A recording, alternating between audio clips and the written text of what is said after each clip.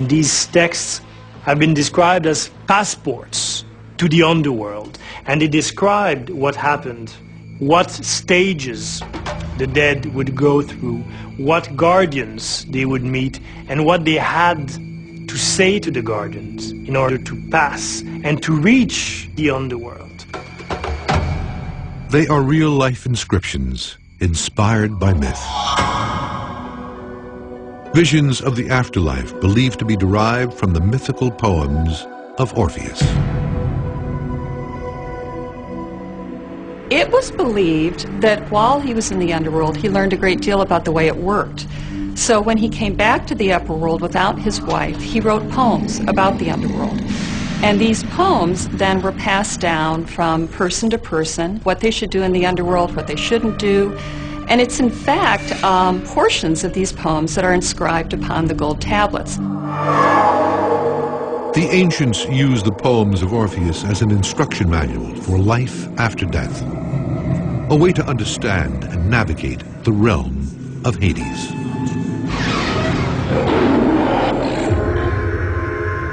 For thousands of years, this Greek vision of the afterlife endured.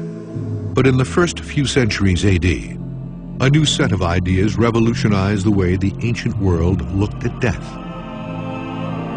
The god Hades was about to come face to face with a powerful new force: Jesus Christ.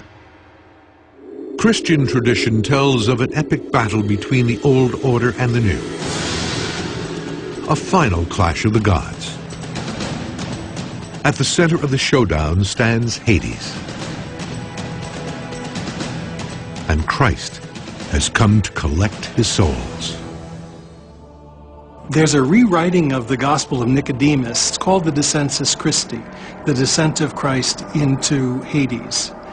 After Jesus' death, he goes and confronts Hades. Jesus comes in as the King of Glory and opens the gates and leads all of the people in Hades into paradise. In Hades, Jesus preaches to Greece's dead souls. The message is clear to both the living and the dead. Reject Hades and embrace the new Savior.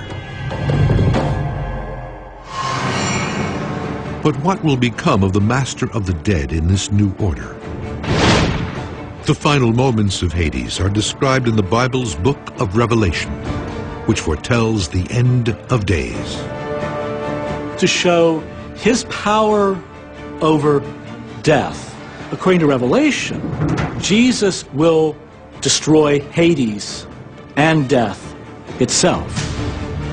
When Christ returns for the last judgment, he will cast the warden of death into a lake of fire.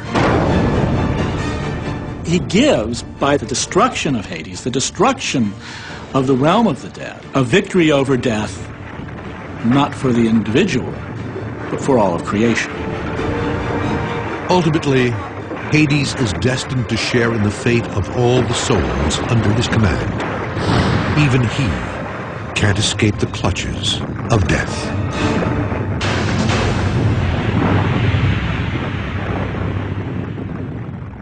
The potency of the stories about Hades is we can see how we as humans look at death, how we as humans hope perhaps to either cheat death or to find a way to survive what we fear is our existence coming to an end. The underworld is fascinating.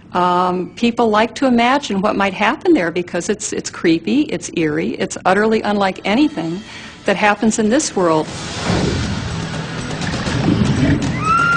These stories, they're more than just local myths, local stories to scare children or to make you feel better. They're what it is to be human in that most fundamental way, and that is to meet your own mortality.